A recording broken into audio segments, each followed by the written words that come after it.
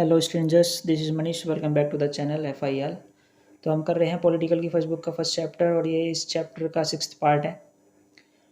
हमने last 5th part में मध्य पूर्व का संकट और प्रथम खाड़ी युद्ध के टॉपिक को डिस्कस किया था और आज हम इस वीडियो में अरब क्रांति और अफगान संकट के टॉपिक को डिस्कस करेंगे। अरब क्रांति और जो दूसरा टॉपिक है वो है अफगान संकट।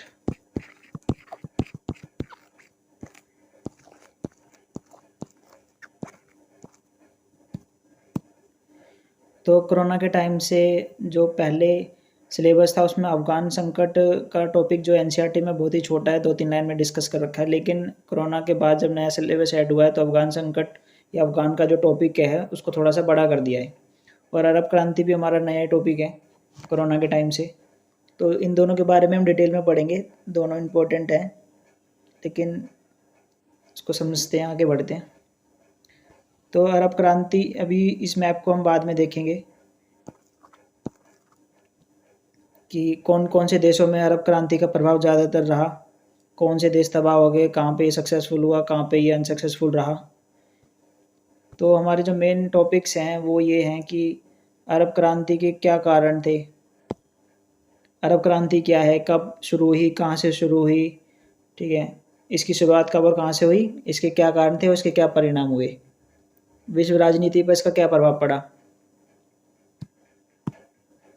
ये जो अरब क्रांति की स्टोरी है वो उसकी शुरुआत अफ्रीका महाद्वीप से होती है, उत्तरी अफ्रीका। और उत्तरी अफ्रीका का जो ये देश है ट्यूनीशिया, बहुत छोटा सा देश है, यहाँ से इस क्रांति की शुरुआत होती है। तो इसकी स्टोरी मैं आपको बताता हूँ कि ट्यूनीशिया में एक फल विक्रेता था, मोहम्मद बाऊजी जी। वो फल वहाँ पे बेचने के लिए लाइसेंस प्राप्त करना चाहता था, लेकिन उस कंट्री में काफ़ी भ्रष्टाचार था, तो जिसकी वजह से उसका लाइसेंस बन नहीं पाया। तो जिस दिन उसने वहाँ पे अपना ठेला लगाया फल फ्रूट का, तो पुलिस प्रशासन ने उसको समझाने का प्रयास किया, लेकिन वो माना नहीं। तो फिर वो पुलिस ने उनको मारा पीटा और वो काफ़ी उसको बुरा लगा। ऐसे में उसने पेट्रोल छिड़क करके अपने आप को जला लिया, आत्महत्या कर ली उसने। और सोशल मीडिया ने इस खबर को पूरे देश में फैला दिया और ये खबर धीरे धीरे जो है आसपास के देशों में भी फैली। तो लोगों को मौका मिल गया, क्योंकि ट्यूनीशिया में जो तानाशाही राज था, भ्रष्टाचार था, बेरोजगारी थी, खाने पीने की वस्तुएं महंगी थी। तो ऐसे में जो जनता है ना वो भरी बैठी थी, उनको केवल मौका चाहिए था। और जो मौका मिला वो बाऊजी जी की हत्या की वजह से मिला। बाऊजी जी की हत्या एक चिंगारी थी और लोग भड़क उठे। तो शुरुआत में जो विद्रोह था छोटा था, लेकिन धीरे धीरे ये विद्रोह धीरे धीरे क्रांति में बदल गया। तो इसी क्रांति के बारे में आज हम पढ़ेंगे, अरब क्रांति क्या है। तो इसकी शुरुआत 2010 में हुई थी। तो जैसे कि हमारा फर्स्ट क्वेश्चन है, अरब क्रांति क्या है। तो 2010 में मध्य पश्चिमी एशिया और उत्तर अफ्रीका में सत्ता के खिलाफ श्रृंखलाबद्ध प्रदर्शन हुए, जो आकार में इतने बड़े और प्रभावशाली थे कि कई देशों के तानाशाहों और राष्ट्रपतियों को अपना पद छोड़ना पड़ा। इस विरोध प्रदर्शन को अरब स्प्रिंग या अरब क्रांति के नाम से जाना जाता है। अब यहाँ पे बात क्या है, पहली तो डेट कि कब इसकी शुरुआत हुई, 2010 में, प्लस मध्य पश्चिमी एशिया और उत्तरी अफ्रीका में। तो यहाँ से ये अफ्रीका है और इधर से ये एशिया के देश हैं जहाँ पे इनका प्रभाव रहा अरब क्रांति का। तो यहाँ पे क्या हुआ, जो प्रदर्शन हुए वो सत्ता के खिलाफ हुए, क्योंकि यहाँ पे सभी मोस्टली कंट्री में तानाशाही राज है, लोगों के अधिकारों का उल्लंघन ज़्यादा होता है और बेरोजगारी है, भ्रष्टाचार है। तो इन सब के खिलाफ लोगों ने श्रृंखलाबद्ध प्रदर्शन किए,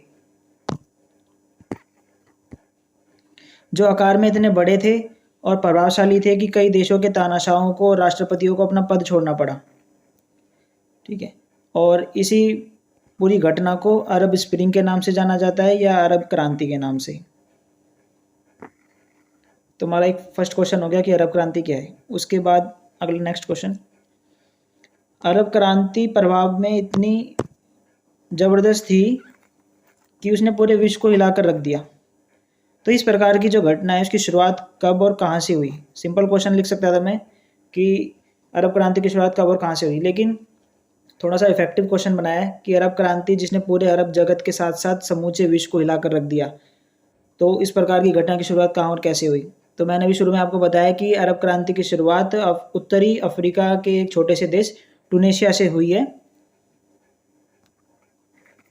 उत्तरी अफ्रीका के टूनेशिया देश से हुई है, जिसने अरब जगत के साथ साथ समूचे विश्व को हिलाकर रख दिया। कोई छोटी मोटी घटना नहीं थी ये। इससे एशिया की कंट्री भी प्रभावित हुई थी और अफ्रीका की भी कंट्रियां प्रभावित हुई थी। और ये जो क्रांति है हर जगह सफल नहीं हुई, बल्कि कुछ कुछ देशों में तानाशाही राज और कठोर हो गया, सैनिक शासन को और मजबूत कर दिया गया, कुछ देश तबाह हो गए। और जितने मोस्टली जो राष्ट्रपति थे और तानाशाही शासक थे उनका सत्ता पलट दी गई, उनकी सत्ता पलट दी गई, उनका तख्ता पलट कर दिया गया। तो इसको नोट्स में देख लेते हैं। टूनेशिया देश के एक सामान्य फल विक्रेता मोहम्मद बाऊजी जी ने पुलिस प्रशासन की नाइंसाफ़ी से या अत्याचार से परेशान होकर के खुद को आग लगा ली। वही वो लाइसेंस प्राप्त करना चाहता था और वो पैसा खिला करके लाइसेंस मिलता, भ्रष्टाचार ज़्यादा था वहाँ पे, और वो तो गरीब आदमी है, लेकिन वो उसका लाइसेंस बना नहीं, लेकिन फिर भी उसने फल बेचना शुरू किए। लेकिन पुलिस वालों ने उसको बहुत मारा पीटा और उसको बुरा लगा और फिर उसने पेट्रोल छिड़क कर खुद को आग लगा ली। सेकंड पॉइंट, बाऊजी जी की आत्महत्या अरब क्रांति के लिए एक चिंगारी थी।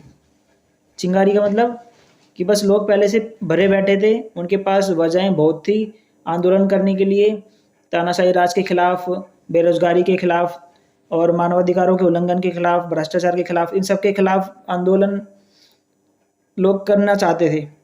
लेकिन बाऊजी जी की हत्या ने उनको एक मौका दे दिया, ठीक है ना। तो इसलिए वो चिंगारी साबित हुई इसकी आत्महत्या, क्योंकि तानाशाही केवल ट्यूनेशिया में नहीं थी बल्कि अरब के कई देशों में थी। तो जब ये विद्रोह ट्यूनेशिया में हुए और इसकी खबर जब आसपास के अरब के देशों में फैली, तो ट्यूनेशिया की चिंगारी या ट्यूनेशिया का विद्रोह अरब के देशों में भी फैल गया और ये क्रांति में परिवर्तित हो गया। थर्ड पॉइंट, बाऊजी जी की आत्महत्या के पश्चात मामूली जो प्रदर्शन थे वो विद्रोह में बदलते चले गए और विद्रोह क्रांति में बदल गया। ट्यूनेशिया में विद्रोह की सफलता के पश्चात यह अरब के अन्य देशों में पहुंच गया, जो अरब क्रांति में तब्दील हो गया या बदल गया, ठीक है। जैसे मैंने कहा कि ट्यूनेशिया में क्रांति हुई, वहाँ पे सफल हो गई, फिर सोशल मीडिया के थ्रू ये खबर पूरे अरब के देशों में फैली, पूरी दुनिया में फैली, और अरब के देशों के लोगों से मतलब लोग वहाँ के जो है प्रभावित हुए और ये विद्रोह अरब के देशों में फैल गया और एक क्रांति में तब्दील हो गया। नेक्स्ट हमारा क्वेश्चन है कि इस अरब क्रांति का रीज़न क्या था, क्या कारण था कि ट्यूनेशिया में उदय हुआ विद्रोह अरब के देशों में क्रांति में तब्दील हो गया, ठीक है। तो मेन रीज़न जो है वो है सरकार के प्रति लोगों की असंतोष। सरकार जो है लोगों के प्रति जवाबदेही नहीं थी, तानाशाही थी, और लोग जो है अरब के देश के लोग अपनी सरकार से खुश नहीं थे। आर्थिक असमानता थी, तानाशाही राज था, मानवाधिकारों का उल्लंघन होता था, राजनीतिक भ्रष्टाचार था, बेरोजगारी थी। तो ये कुछ रीजंस हैं जिसकी वजह से ट्यूनीशिया का विद्रोह अरब के देशों में क्रांति में तब्दील हो गया। आर्थिक असमानता, वो भ्रष्टाचार था, तो वहाँ तो भेदभाव होना ही था। तानाशाही राज, एक ही प्रकार की राजनीति जो कि लोगों को मजबूर करती थी। अगला क्वेश्चन है हमारा परिणाम, कि जब ये जो विद्रोह है ट्यूनीशिया में उठा, विद्रोह अरब के देशों में फैला, क्रांति में तब्दील हुआ, तो उसका क्या परिणाम हुआ। तो ट्यूनीशिया के राष्ट्रपति बेन अली को पद से हटा दिया गया, और क्योंकि इसकी शुरुआत सबसे पहले ट्यूनीशिया में हुई, तो जो वहाँ के राष्ट्रपति थे बेन अली, उनको उनके पद से हटा दिया गया और वहाँ पे लोकतंत्र की स्थापना हुई, तानाशाही राज खत्म हुआ।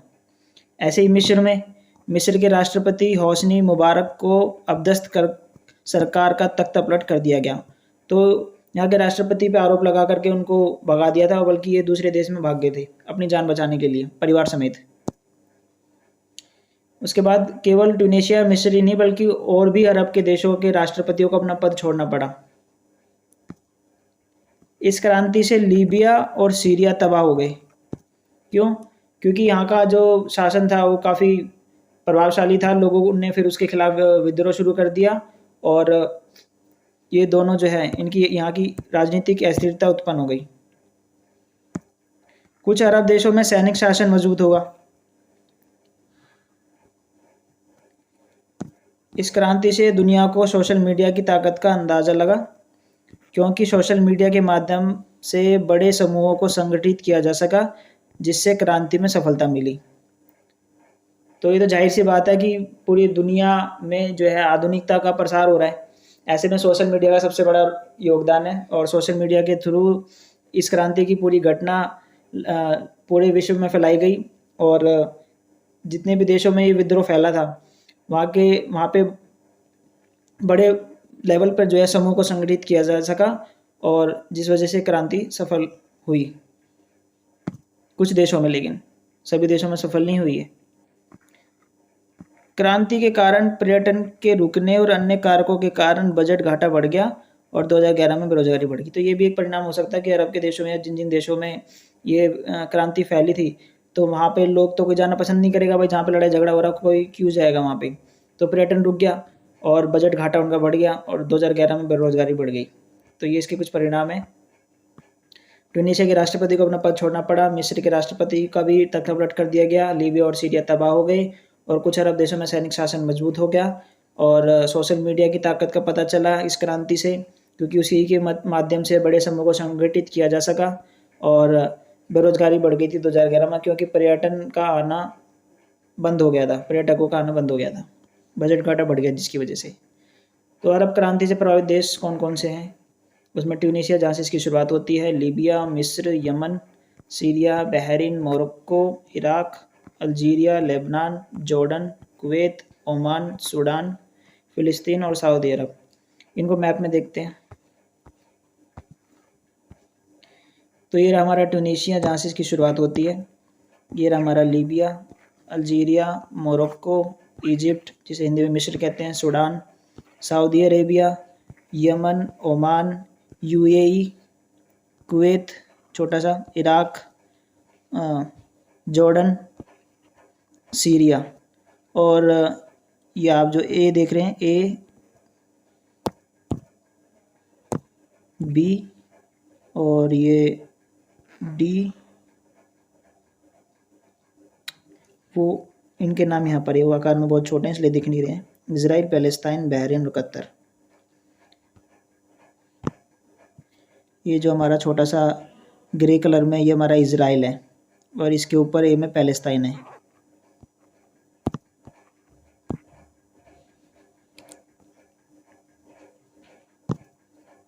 और ये डी में कतर। तो इस मैप में कंट्रीज़ को देख लेना, लोकेशन भरने को आ सकती है। और जो ये ग्रे में है कलर में, वो अरब की देश नहीं है।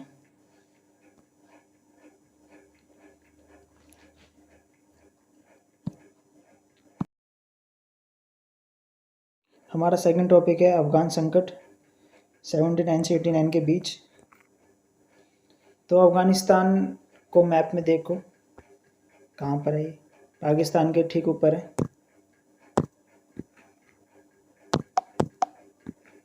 अफ़गानिस्तान।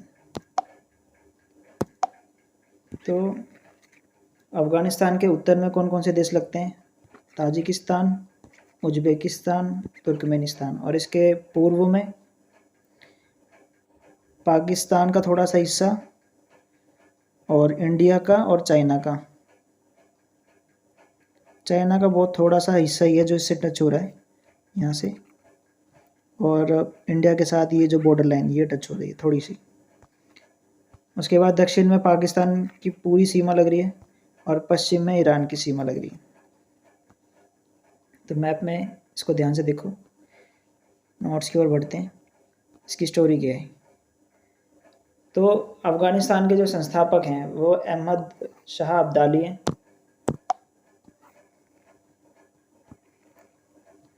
और जो अफ़गानिस्तान है, जैसे कि आप मैप में देख ही रहे हैं कि चारों ओर से जो है भूमि क्षेत्र से घिरा हुआ है, इसके आसपास कोई नदी सागर नहीं लगता। तो चारों ओर से भूमि से घिरा हुआ क्षेत्र है ये। आप इसको प्रैक्टिकली अपने कॉपी में भी बना सकते हैं ऐसे कि पश्चिम में ईरान, उत्तर में तुर्कमेनिस्तान, उज़्बेकिस्तान, ताजिकिस्तान और पूर्व में चाइना और इंडिया और दक्षिण में पाकिस्तान। तो पाकिस्तान में काफ़ी वर्षों तक जो है प्रारंभिक काल में बादशाहों का राज रहा है, सैनिक शासन रहा है, लेकिन 1973 में अफ़गानिस्तान ने अपने आप को गणतंत्र घोषित किया और 73 के बाद 79 में यहाँ पे गृह युद्ध की शुरुआत हो गई, अफ़गान संकट का उदय हुआ। तो क्यों हुआ, यही हम इस टॉपिक में आगे डिस्कस करेंगे। मेन मुद्दा यही है हमारा, 79 से 89 के बीच में अफ़गान संकट। 2004 में अफ़गानिस्तान इस्लामी गणराज्य बना, मतलब इसने अपने आप को पूर्ण रूप से इस्लामी गणराज्य घोषित किया, जहाँ पे मुस्लिम बहुसंख्यक हैं और बाकी की अन्य जातियाँ जो हैं या धर्म के लोग हैं अल्पसंख्यक हैं। अगस्त 2021 में अफ़गानिस्तान के इस्लामी गणराज्य का पतन हो गया और वर्तमान में यहाँ तालिबान का शासन है। तो जैसे कि आपने न्यूज़ में देख रहे होंगे कि वहाँ के तालिबानियों ने बंदूक की नोक पर वहाँ का जो राजनीतिक शासन है उसका तख्ता पलट कर दिया। तालिबान जो एक आतंकवादी संगठन है और इसने पहले भी अफ़गानिस्तान पर राज किया, लेकिन कुछ समय के लिए, लेकिन वर्तमान में अफ़गानिस्तान में तालिबानियों का राज है और इसे कई सारी शक्तियों का सपोर्ट है, शासन कर रहा है। और वहाँ का राष्ट्रपति अपना पद मतलब अपना देश छोड़ के भाग गया और शरिया कानून का यहाँ पे पालन किया जा रहा है।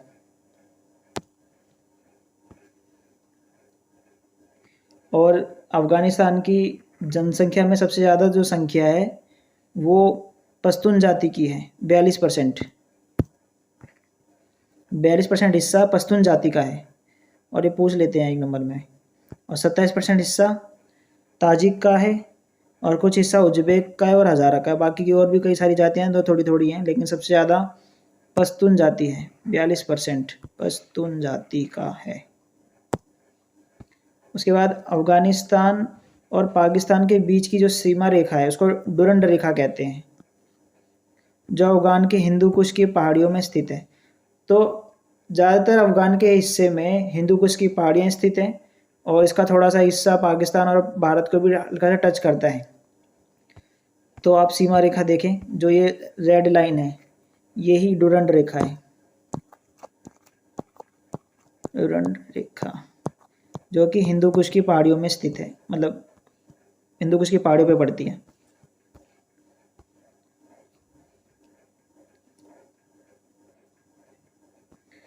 उसके बाद अफ़गान संकट की शुरुआत 79 से 89 के बीच में।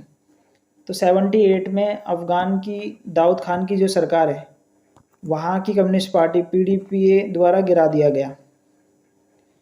तो जो PDPA पार्टी है उसकी फुल फॉर्म है people democratic party of Afghanistan. तो इस पार्टी ने दाऊद खान की सरकार को गिरा दिया, कम्युनिस्ट पार्टी के द्वारा गिरा दिया गया 78 में। जब PDPA पार्टी सत्ता में आई तो PDPA पार्टी ने भूमि सुधार के कानून लागू किए। भूमि सुधार में क्या होता है कि जो सबसे ज़्यादा ज़मीन जिस आदमी के पास है उससे एक्स्ट्रा ज़मीन को लेकर के ऐसे लोगों को दी जाती है जो या तो उस पर खेती करते हैं या जो भूमिहीन किसान हैं उनको दी जाती है, जो अन्य लोगों की यूज़ में आए। अब इतने बड़े बड़े लैंडलॉर्ड आदमी है, रहते 100-200 गज में और इतनी ज़मीनें पड़ी हैं, करते कुछ नहीं है, खेती योग्य भी नहीं है वो ज़मीन, खेती भी नहीं करते।